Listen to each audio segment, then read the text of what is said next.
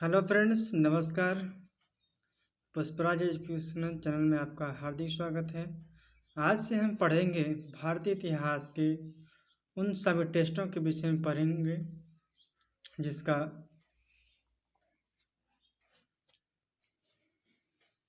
Practice set हम PSC की दृष्टि से करेंगे, पीएससी मेंस की दृष्टि से। इसके अंतर्गत हम पढ़ेंगे 3 मार्कर, 5 मार्कर, 11 मार्कर। इन सभी के प्रश्नों का रिवीजन हम प्रैक्टिस सेट के माध्यम से करेंगे। एक और इन्फॉर्मेशन है फ्रेंड्स कि एपीएस ऑनलाइन टेस्ट चैनल में करंट अफेयर्स चल रहा है। वहाँ की आप लोग सुबह उस चैनल पर आकर करंट अफेयर्स पढ़ सकते हैं। तो चलिए, थोड़ी सी इन्फॉर्मेशन था, इसके लिए हमने सोचा कि बता दें। आज से हम भारतीय इतिहास का पहला प्रश्न लेते हैं। हमारा पहला प्रश्न है कि अष्टांगिक मार्ग यह बौद्ध धर्म से संबंधित है। अष्टांगिक मार्ग के अंतर्गत बौद्ध धर्म से संबंधित सिद्धांत या इसमें 8 सिद्धांत यानी 8 नियमों को बताया गया है। इसके अंतर्गत पहला है कि संयम,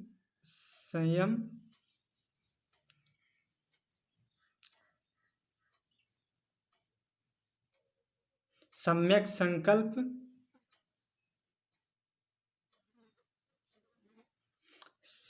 संकल्प और दूसरा है सम्यक दृष्टि। इसमें दोनों ही समाहित हो गए हैं, इसे अलग अलग करना था हमें। दूसरा है कि सम्यक संकल्प, सम्यक कर्मांत, सम्यक आजीव, सम्यक व्यायाम, सम्यक समाधि। आपको 3 मार्कर में बस इतना ही लिखना था अष्टांगिक मार्ग के विषय में।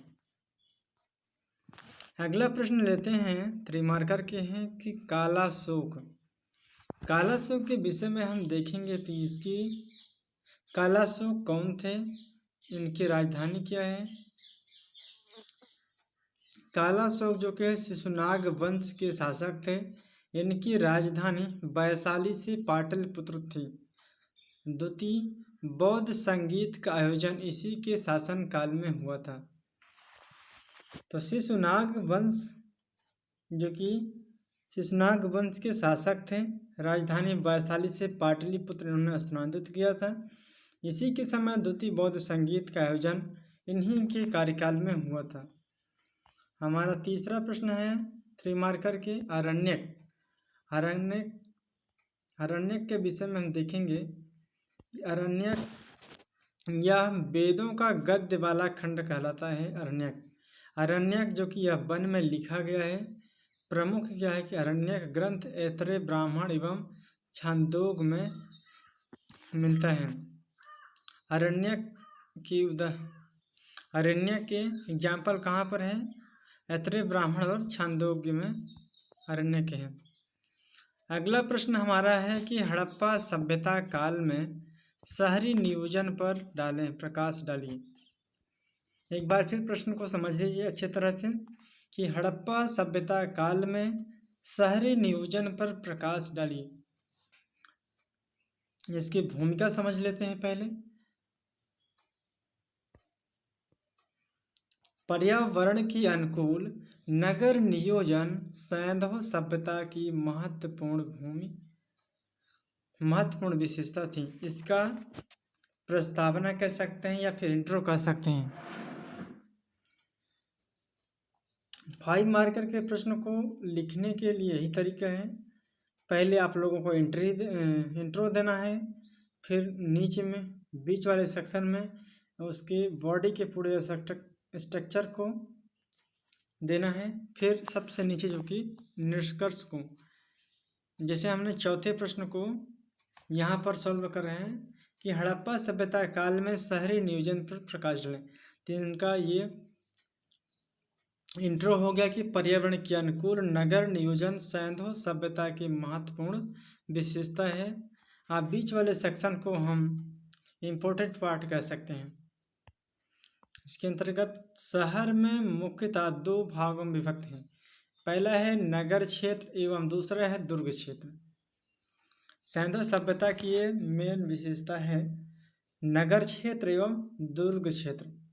दूसरा है नगरों की बसाहट ग्रिड पद्धति पर आधारित थी। ये प्रमुख विशेषता है फ्रेंड्स, इसे आप लोग अच्छे तरह से याद कर लीजिए, क्योंकि चाहे प्री हो चाहे मेंस हो, आपकी जब इंडियन हिस्ट्री कमज़ोर रहती है तो आपके नंबरों की चांसेस कम रह जाती हैं, क्योंकि उस समय जब आपके पेपर नज़दीक रहते हैं तो आप लोगों को पढ़ने में बहुत ज़्यादा कठिनाई होती है। इसलिए आप लोग अभी से ही तैयारी करते रहिएगा, जिसमें आपके 2025 की जब प्री आए उससे पहले आप लोग तब तक मेंस पढ़ लीजिएगा। जब प्री आ जाएगा तो फिर हम प्री की क्लास लेने शुरू कर देंगे। नगरों की बसाहट ग्रिड पद्धति पर आधारित थी। तीसरा है कि जल निकासी प्रबंधन तार्किक रूप से व्यवस्थित था। इनका उदाहरण है धौलावीरा। जल निकासी प्रबंधन जो किया, धौलावीरा इनका प्रमुख उदाहरण है, यहाँ से प्रमाण मिला है। चौथा है कि यहाँ के नगर नियोजन का सबसे मजबूत पक्ष भवन निर्माण कला थी। सैंधव सभ्यता के अंतर्गत इनका सबसे मजबूत नियोजन देखें तो भवन निर्माण था नगर नियोजन के अंतर्गत। पांचवा है कि साधारणतः पक्की ईंटों का प्रयोग किया गया था, और यहाँ पर अपवाद देखें तो कहीं कहीं पर कच्चे ईंटों का प्रयोग होता है। यहाँ पर अपवाद स्वरूप देखेंगे तो लोथल हो गया और रंगपुर, इस जगह पर कच्ची ईंटों का प्रयोग किया गया था।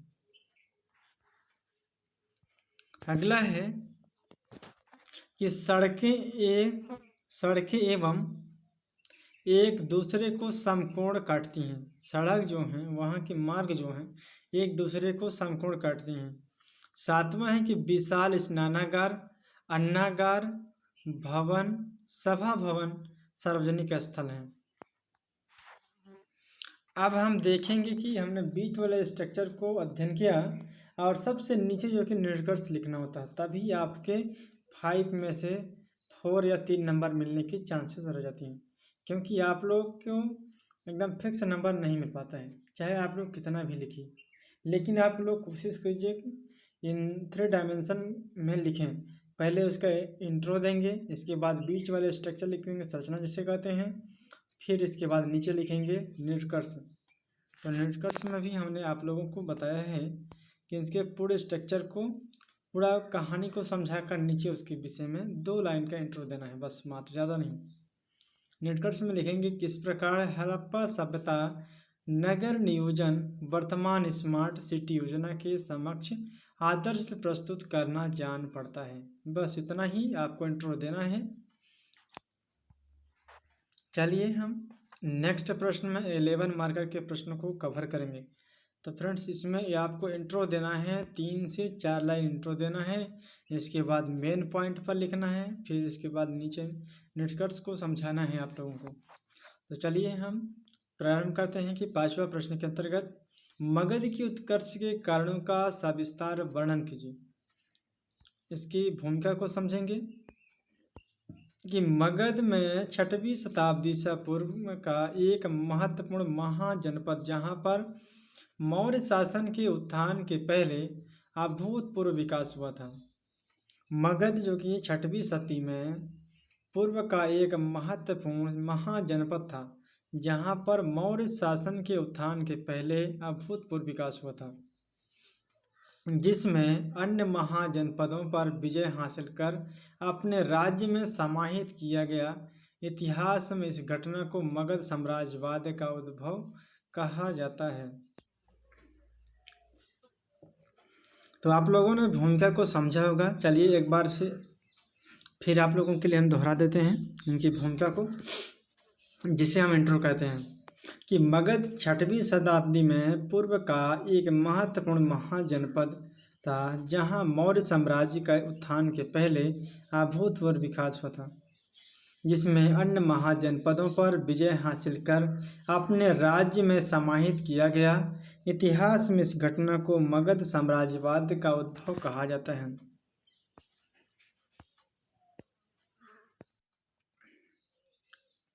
चलिए मगध के उत्कर्ष के बारे में एक एक स्ट्रक्चरों के विषय में पढ़ेंगे। पहले देखेंगे कि इनका राजनीतिक कारण क्या है। राजनीतिक कारण देखने के बाद सामाजिक कारण देखेंगे, फिर भौगोलिक कारण देखेंगे, फिर आर्थिक कारण देखेंगे, फिर सामाजिक कारण, फिर अन्य कारण में देखेंगे।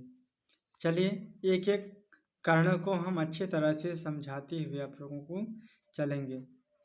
मगध के उत्कर्ष के प्रमुख कारण हैं कि राजनीतिक कारण। इसमें मगध में कई शक्तिशाली वंशों एवं महत्वाकांक्षी शासकों का शासन रहा है। सिंपल भाषा में समझे तो मगध साम्राज्य के अंतर्गत बहुत सारे राजाओं ने इस मगध में शासन किया था। और यहाँ पर कहा जाता है कि यहाँ पर जिन राजाओं ने अपने शासन किया वहाँ के राजा बहुत ही ज़्यादा शक्तिशाली एवं राजनीतिक दृष्टि हों, चाहे कूटनीतिक दृष्टि हों, चाहे सैन्य दृष्टि हों, वहाँ के मामले में सर्वश्रेष्ठ थे। इस कारण मगध जो है अपने प्रभावशाली क्षेत्र में आगे ही बढ़ता गया है।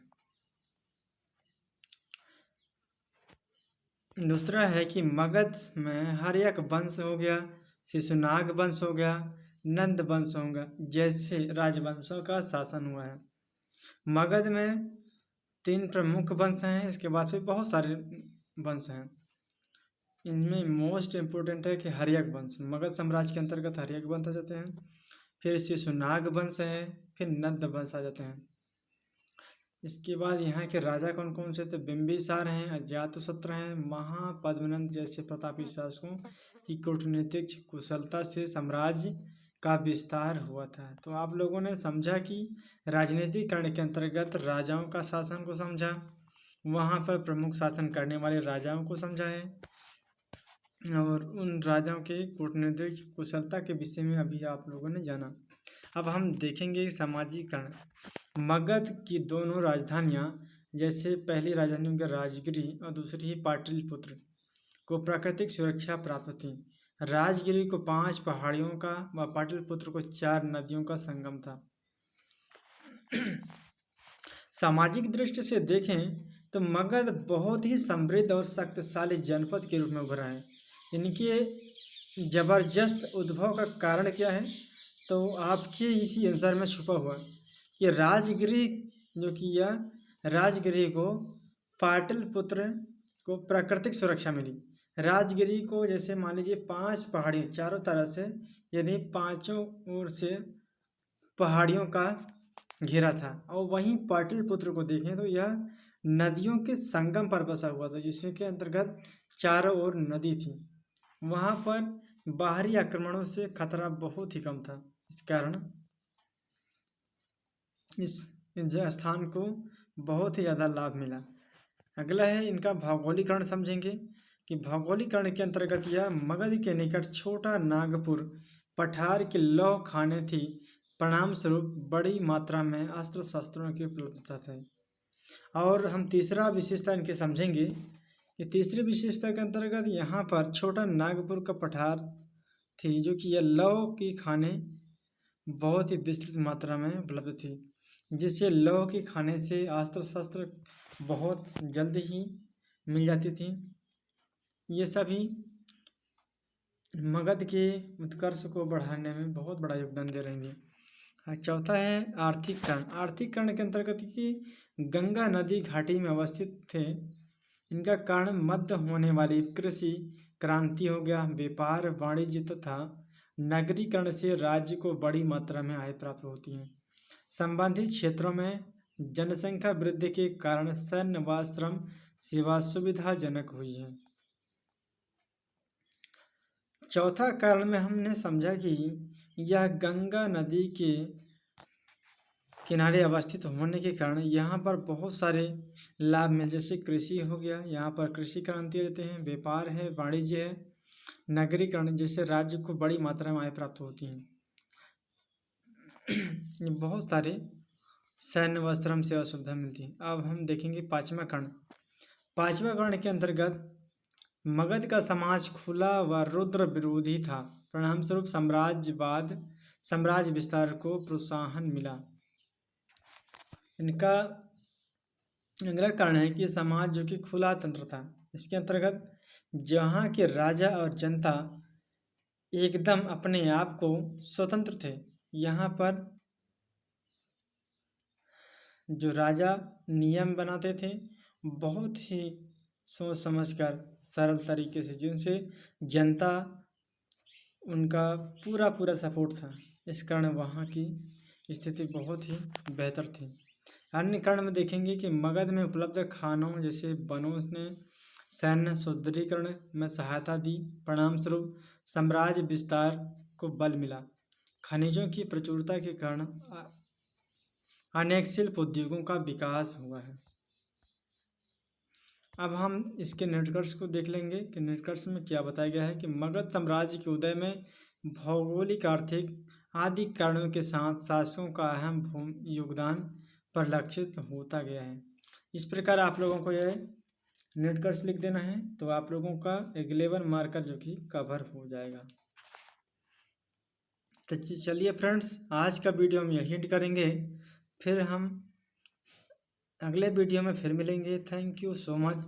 यदि आप लोगों ने वीडियो को सब्सक्राइब नहीं किया है तो सब्सक्राइब कर लीजिए, क्योंकि यदि आप लोग भूल कर रहे हैं कि सब्सक्राइब करने के लिए, तो आप लोग कर लीजिए, क्योंकि ये लगातार वीडियो अपलोड होता रहेगी।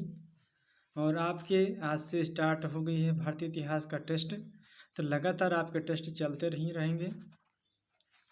हम सभी विषय के टेस्ट को करवाएंगे, तो वीडियो को आप लोग शेयर कर दीजिए अपने दोस्तों तक, और इस चैनल में जुड़े रहिएगा। अपना प्यार, अपना सपोर्ट बनाए रखिएगा। चलिए, थैंक यू, फिर मिलेंगे। जय हिंद, जय भारत।